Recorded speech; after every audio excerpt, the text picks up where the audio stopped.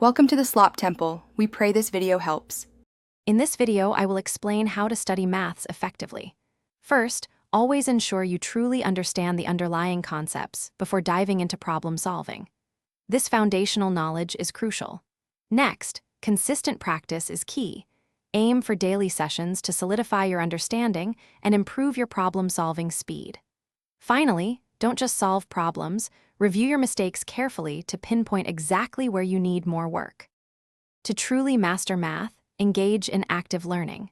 Try solving problems completely on your own before checking any solutions. This builds critical thinking. A powerful technique is to explain a concept to a friend or even an imaginary audience, which reveals gaps in your own understanding. Also, compile your own concise formula sheet for quick reference, helping you internalize key equations. Don't let challenging math problems intimidate you. Break down complex tasks into smaller, more manageable steps. This makes them less daunting.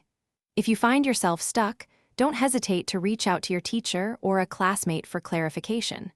Remember, a positive attitude goes a long way, so celebrate every small success to build confidence and momentum.